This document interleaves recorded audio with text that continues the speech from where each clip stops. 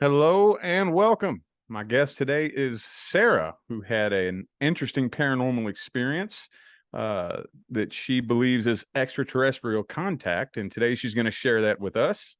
Sara, how are you doing? Thanks for joining me. Hi, Rich. How you doing? Doing good. You are Good. free.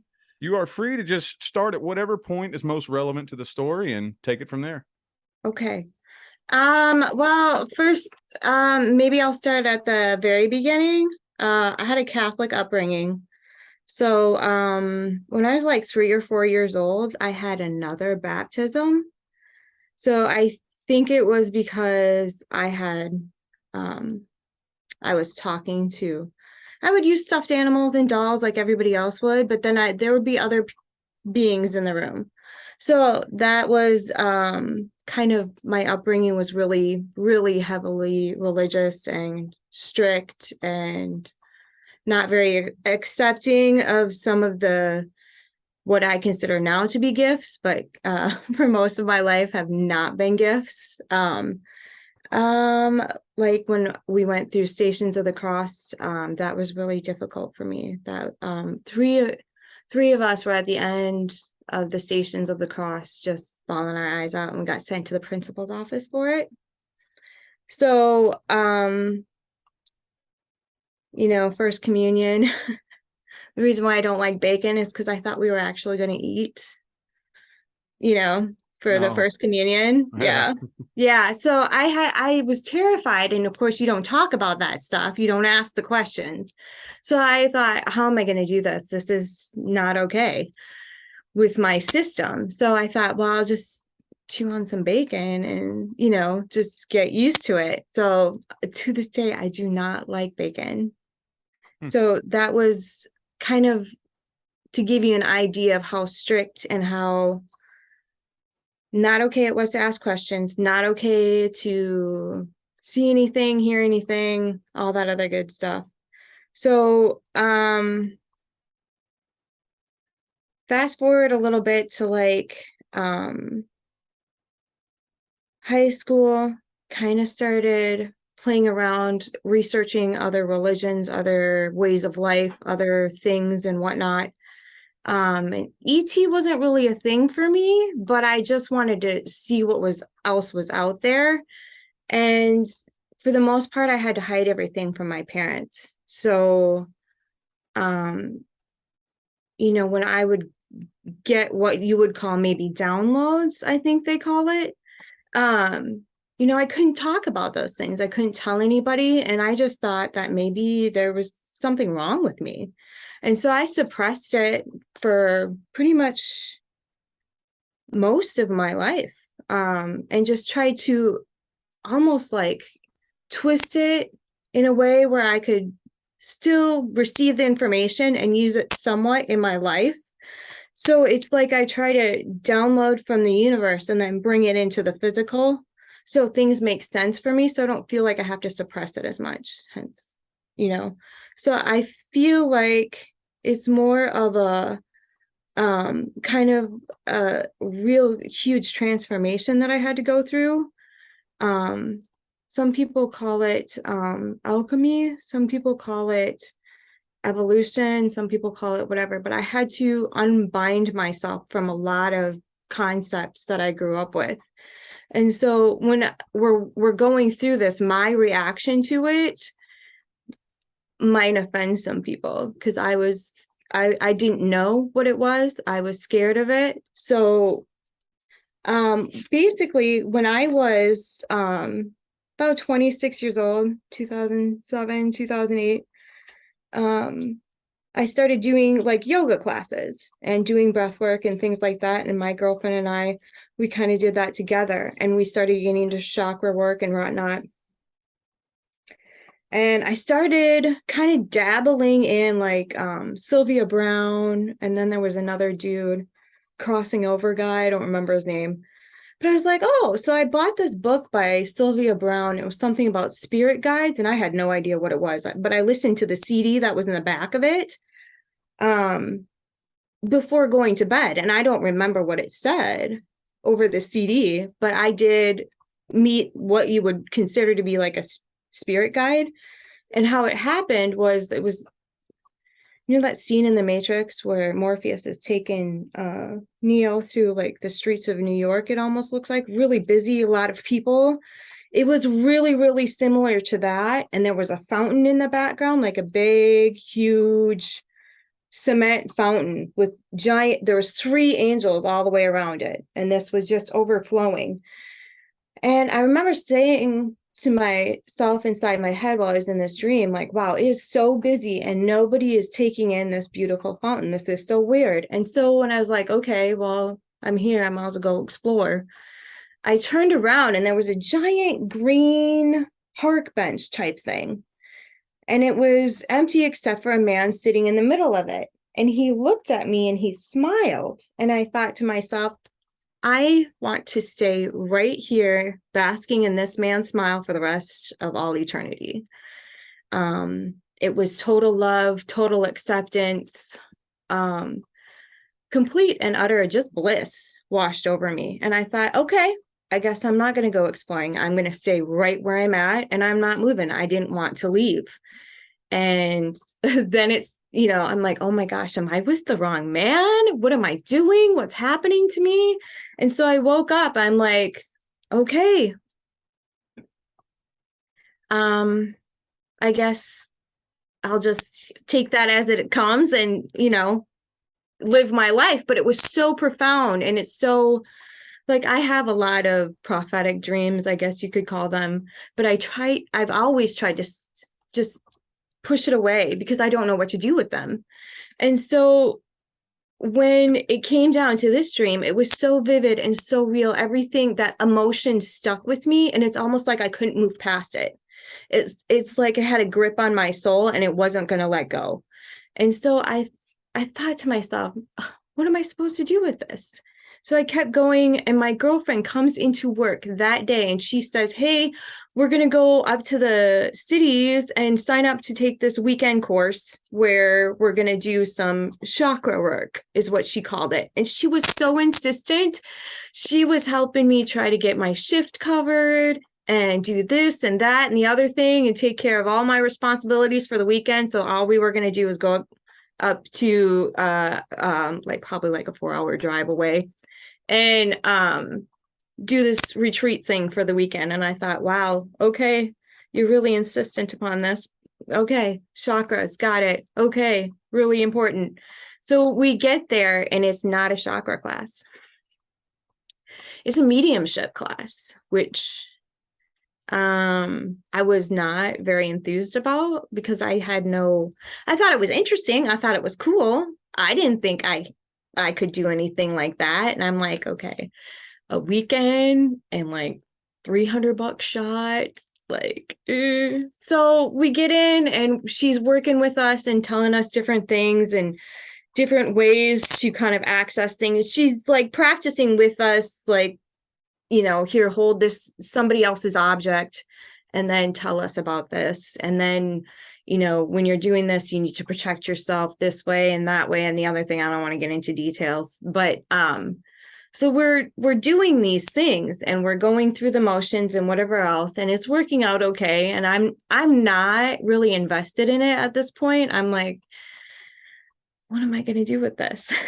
Like, I have no clue what I'm supposed to take to my life with this. No clue at this point, because I'm not going to get on TV and start talking to dead people. I don't want to do that. So when she was explaining to this very sweet lady, you know, I'm not really asking any questions. I don't have any questions. I'm just going through the motions. I am taking some notes because some things are really fascinating. She's talking about smudging and, you know, gateways and portals and things like that. That interests me. Like, I want the knowledge. I just don't know what I'm supposed to do with it. So after the class, we get done and whatever else. And I was like, okay, another, you know, a spiritual experience. I don't mind having those. I sign up for class. I've done breath work. I've gone to see medical mediums. I've gone to see a lot of healers and medicine men and medicine women. While we're on that topic, I do need to convey something. I've talked to a lot of natives And a lot of them are very well educated, at least the ones I've had the privilege of learning from a little bit. And they don't like the word shaman because it means homeless. So just a little cautionary tidbit for your viewers, if you will. Refrain from using that word. They don't mind healers. They don't mind medicine men or women. But to them, it's a curse word. And because it means homeless. I mean, they call it the white man's curse word, if you will. So just an FYI while we're on the topic. But so I'm not objective, to any of these experiences. I love doing it. It's just I don't know how to take it forward into my life. So we got done with that, and that night woke up about 2-3 a.m. sweating, just soaked in sweat. No idea why. I'm a little jittery, a little shaken up. And so, change clothes, change sheets, go back to bed. Second night, same thing. Wake up terrified, even more terrified this time, sweating, no idea why. So the third night, I woke up and there is this 8-9 foot being standing next to my bed. And he's got what I can only describe as an elephant face, not like a giant, huge elephant face, but it's like these eyes with the trunk coming down. And he's huge. He's massive. And it's, it was just the most bizarre thing I've ever witnessed. And I thought, oh my gosh, I mixed up the portal door thingies and I was like, oh, so I was like, okay, she said, rule number 1, no fear, cannot step into fear or this thing's going to have its way. So I said, okay, you need to leave. You're not welcome here. You can go anywhere in the universe, but you can't stay here. And he just kind of stood there and kind of looked at me like, really? And I'm like, oh, he's not listening. So then I'm like, she's like, call on Archangel Michael and do this and do that and do this and do. I'm like, okay, can you please leave now? And he just kind of stands there. He doesn't do anything. He doesn't make any wild gestures. He just kind of stands there and looks at me. And I'm not paying attention to anything else but him. So I don't know what's coming in, what's going out, if there is, if Michael did show up, I don't know. I was not paying attention. And so he stood there for a good, probably, I kind of lost track of time, but it felt like a hot minute, a real couple hot minutes. And he's like, okay, I guess I'll leave. And then he was gone. He was just gone. And I was like, okay, let's never do that again.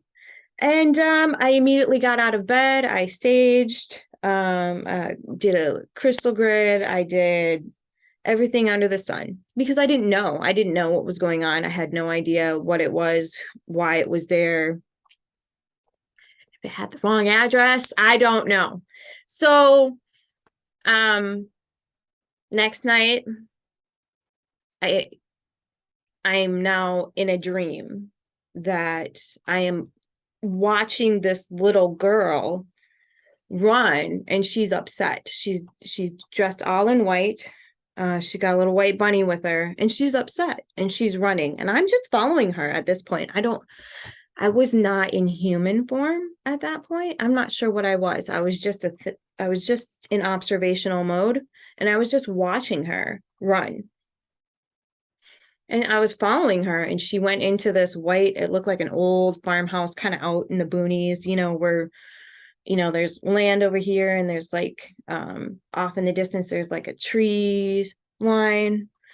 And so she's running up this staircase inside the house, and she goes up to the second flight, but I can tell that there's another flight in the house. So it's a 3-story huge farmhouse.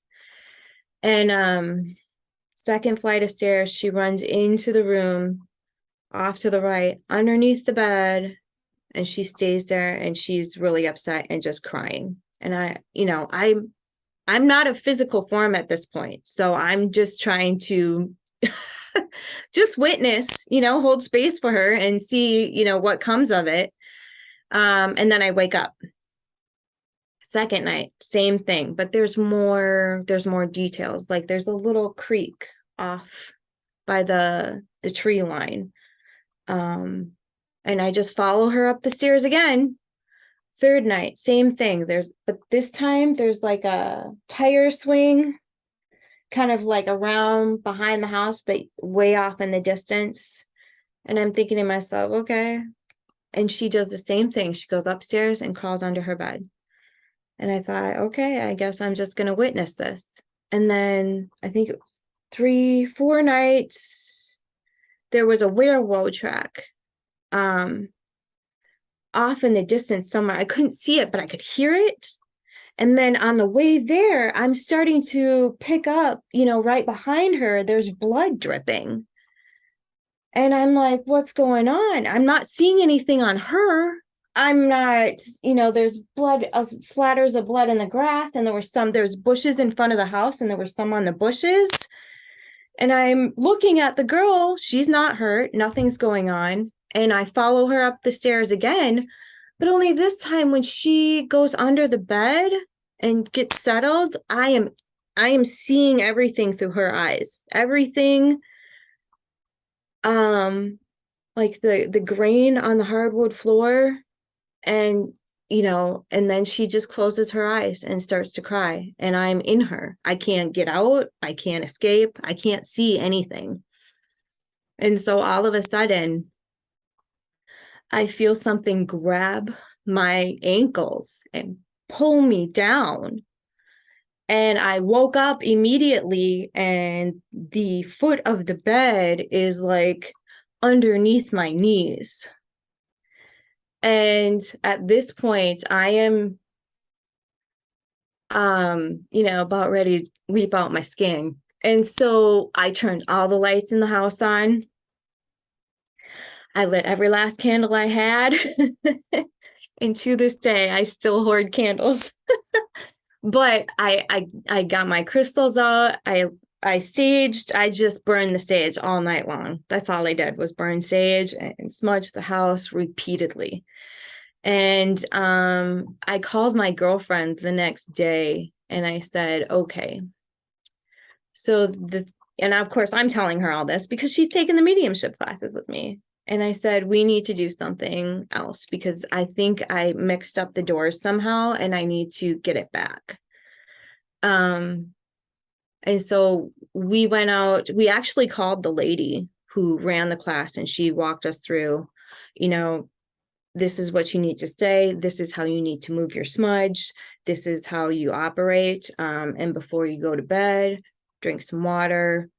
What else did she say? Soothing music. Try to read a calming book. No horror stories. I was a big horror story. I still am. I love Penny Dreadful and American Horror Story and all that good stuff. But she's like, cut all of that out and just, only happy stuff. And so I was like, okay, I guess. And so it didn't happen again. But fast forward, I think it was like 8-9 months. And I was like, okay, my other best friend and I were the ones that like to watch the scary movies. So I went over to her house, and she's like, I picked the perfect one. I'm like, okay, let's sit down and watch a scary movie. Finally, because I was missing it. And she puts it in, and we're watching it. And I'm like, God, this is weird. This really, I like the basis of what the story's supposed to be based off of. But I was like, this is snore, man. This is like just weird and Akko Taco and snorage. And so I was kind of like, just whatever about it. And then all of a sudden, the thing that the movie's kind of focused on, he stands up and puts this mask on that looks exactly like the thing that was standing next to my bed. And like a shot of lightning, I am up off her couch, out the door. And I used to smoke. I quit.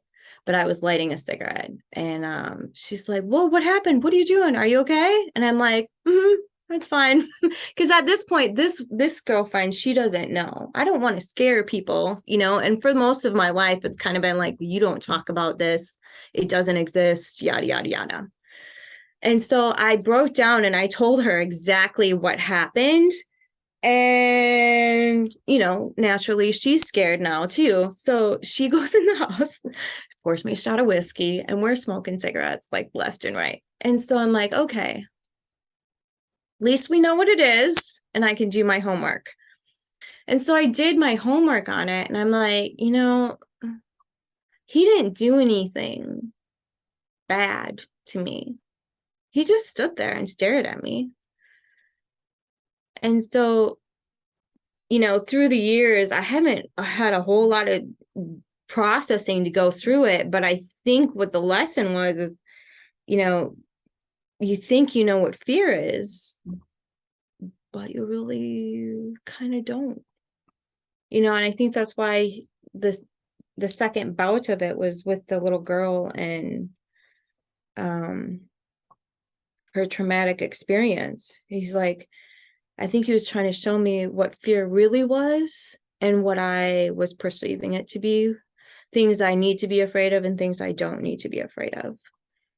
Um, and I don't think, you know, the story of Prometheus is really, you know, he's the one who brought the flames, the fire to humans, and then Zeus punished him for that.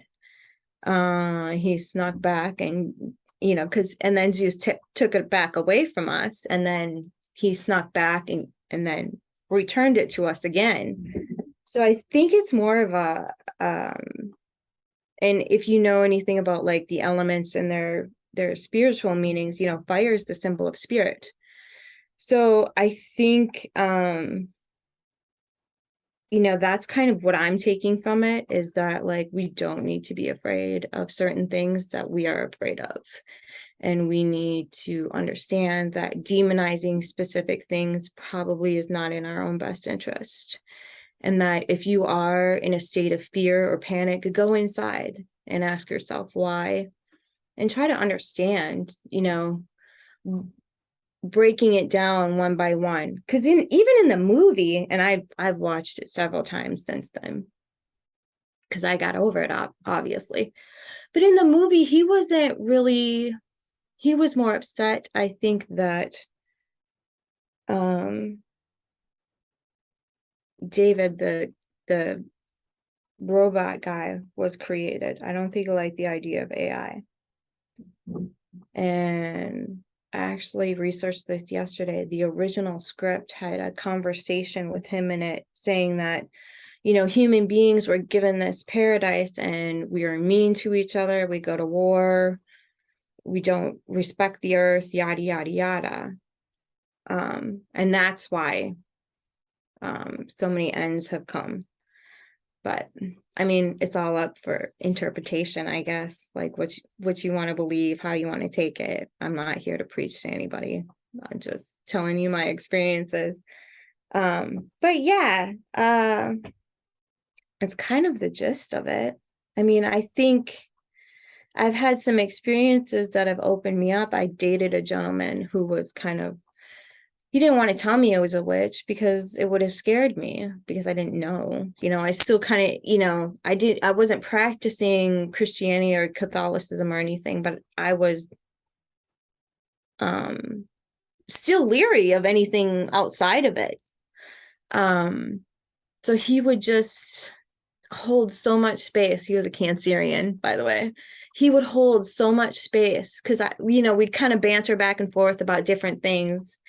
And he was so compassionate and understanding, and he just held so much space that it's so it still does to this day. You know, it sticks with me how much that means to hold space for someone. And I think the gist of that whole thing is just holding space and trying to understand that we're all humans having a human experience and doing the best we can with what we have. Did you feel like that being that came through was a negative being? I didn't even, I, to be honest with you, I think he's still with me. I think he's still got my back. If that makes any sense at all. I don't want to frighten your listeners. Like, don't listen to this lady. But with all, I think he's always been with me. I don't think he's ever going to leave me. I think he's always just going to be there getting my back, just not in the elephant face mask. Because Well, yeah, even now, I can just, that when I first encountered it, because it didn't look like something we see here. I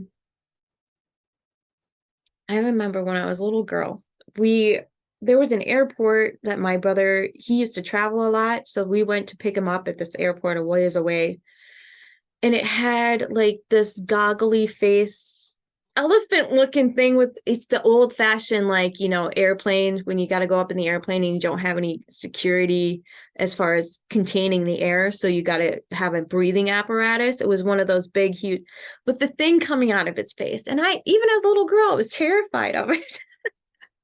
And I'm like, that's what it reminded me of. And I was just a little girl. I don't remember how old I was, but it just spooked me. I was pretty small. But well, yeah. what it kind of reminds me of, because usually you hear people have different types of contact from different beings, and typically it's usually kind of cookie cutter, like the I guess you would say good beings, Mhm. put off this feeling of love over, Yeah. unconditional love, and the negative beings obviously, you know, put off fear Yeah. in the room. And usually they say that like the positive entities are beautiful and the Okay. negative entities are ugly. What I'm wondering, and I don't know if you've thought this far into it, but the first thing that comes to my mind is I wonder if this being is maybe from the planet you're originally from before you came to Earth. Have you maybe taken that into Somewhere in the consideration? Pleiades, Something. that's home for me. I've done some astral travel. And when I see even just pictures of the Pleiades, I get really emotional.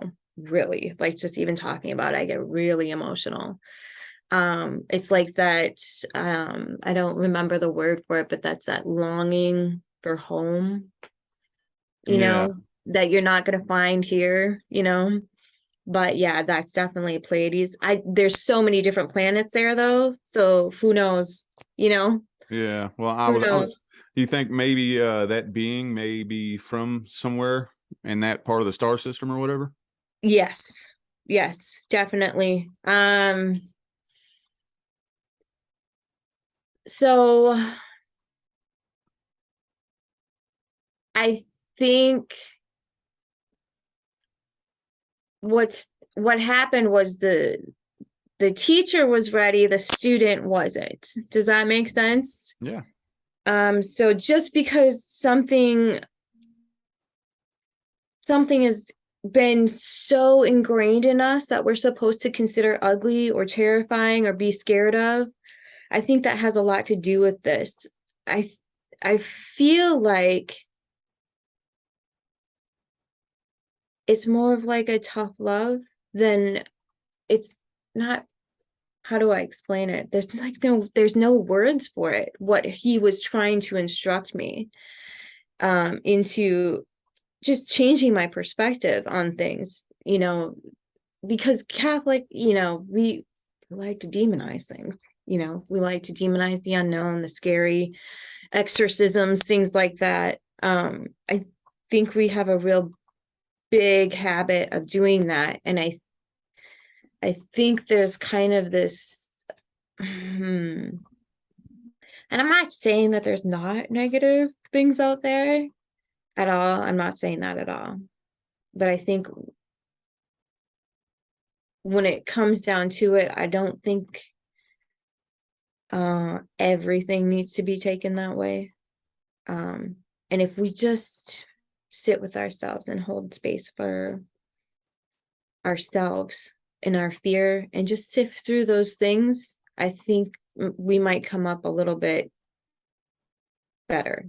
next time around. Yeah, that might be just our tiny little human brains are just so small that the only thing that we can think of is either good or bad. When, Yeah, apparently yeah, there are so many other races and beings yeah. out there that, Mm-hmm. there's probably good and bad and everything in Yeah. between.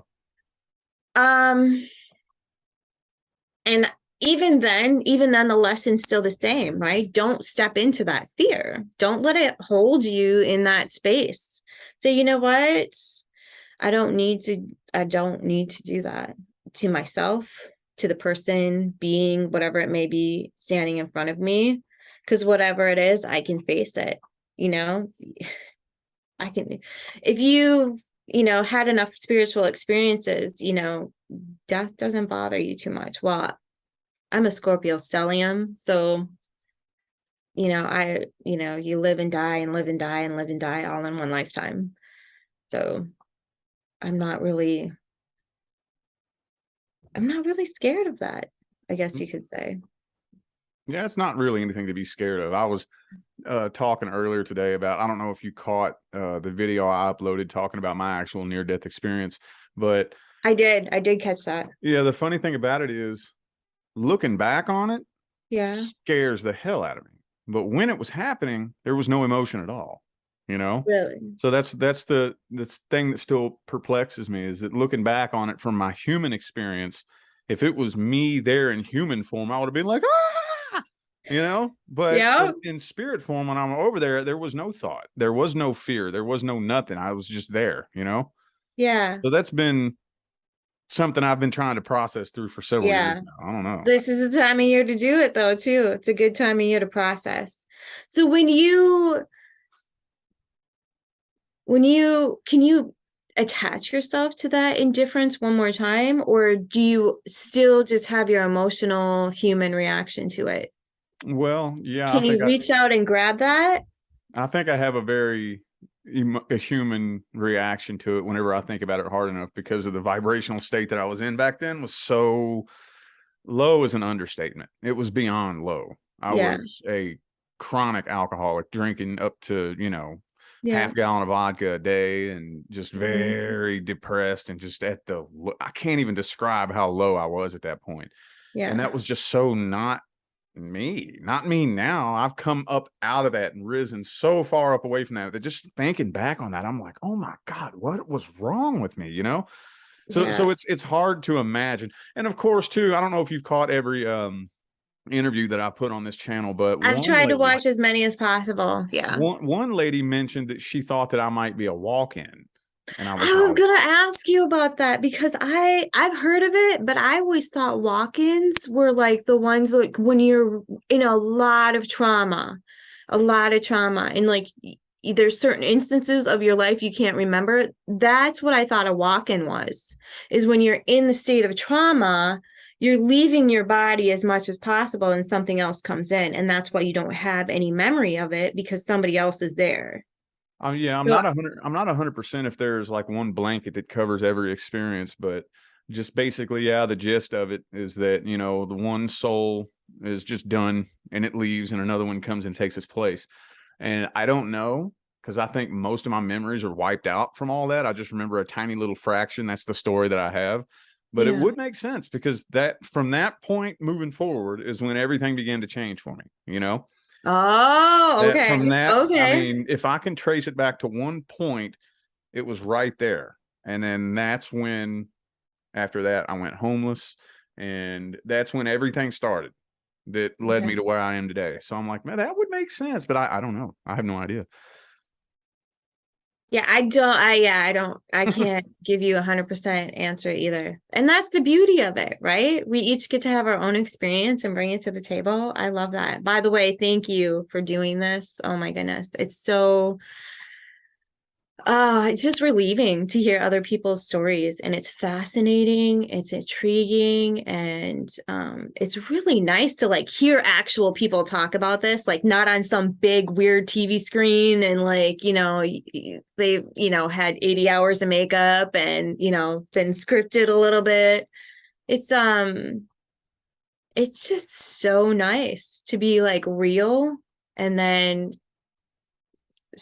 just know Yeah. that they're It's real. one is I've had to push through, step out of my comfort zone for this. Most people don't know this about me, but I'm not social in real life at all. I'm the most quiet, introverted, antisocial person you have ever met in your life. Mm-hmm. And most people don't get that. They're like, "Whoa, man, on the internet, you're so bubbly." And Yeah, you're so great. I'm not around anybody. I'm sitting in a room by myself talking to a MacBook or an iPhone. Yeah. So I've been feeling the nudge to move towards something like this, and I've been putting it off, and it's been getting louder and louder. And that's the same way that I got into the tarot. That was an accident. I didn't mean for that to take off and get as big as it's gotten. And I just couldn't ignore. I was like, I don't want to do this. I don't like talking to people I don't know. It makes me feel weird and icky and uncomfortable. But I was like, I can't shut that calling up. So, every interview that I do is getting easier and easier and easier. And I'm really very confident by the end of the year, it's just going to be second nature to me. So, Yeah. I watched that interview with the doctor too. I was just drooling, dude. I was like, this is so great. I love this. This is amazing.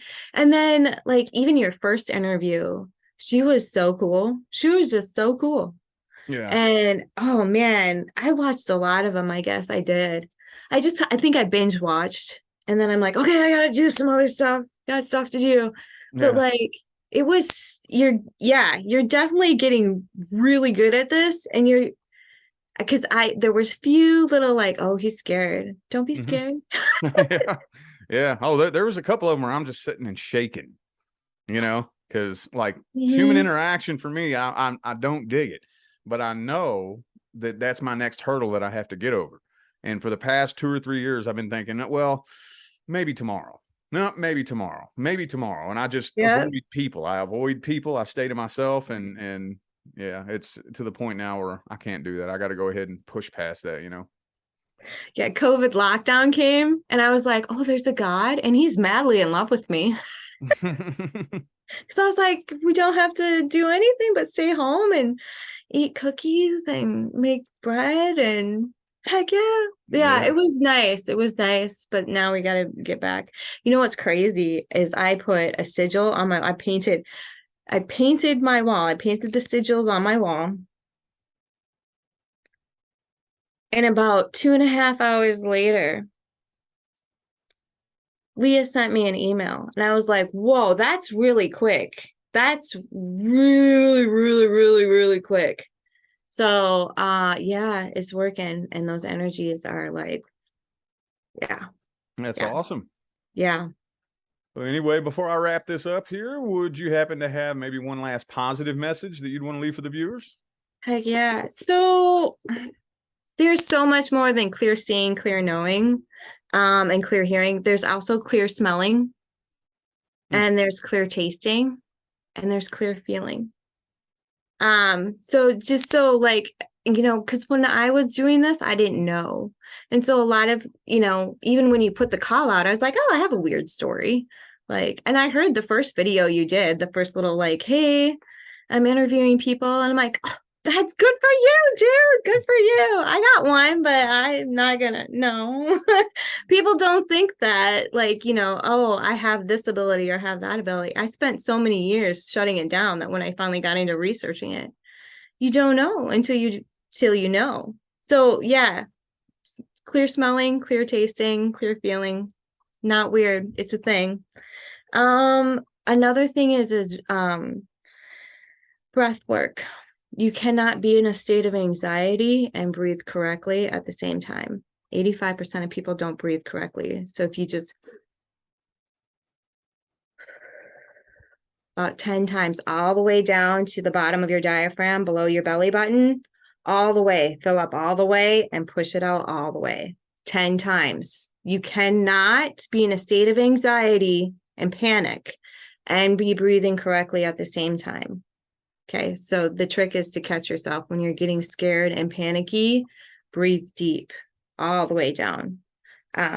I think, yeah, that might be the most important message for humanity at the moment, because that oxygen's going to get to your brain and to your blood system. So everything's just going to find its way to ease, and your heart rate's going to slow down.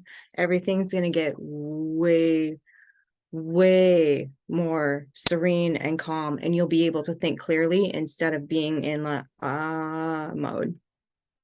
I think that's it. We covered the imposter thing. Yeah. Get back to the earth. Maybe that's what I've been. I was manager of a greenhouse for 12 years. So, earth is really important. It helps you understand nature and understand how we work too. If you can understand nature, you understand the way human beings are. We're an ecosystem and we need to coexist. Everybody's not supposed to be the same, and that's kind of the idea of holding space again, is not everybody's supposed to be the same. We're supposed to be different. We're supposed to have unique experiences for our soul and our spiritual evolutions. So nature will definitely help explain that 100% if you work with her.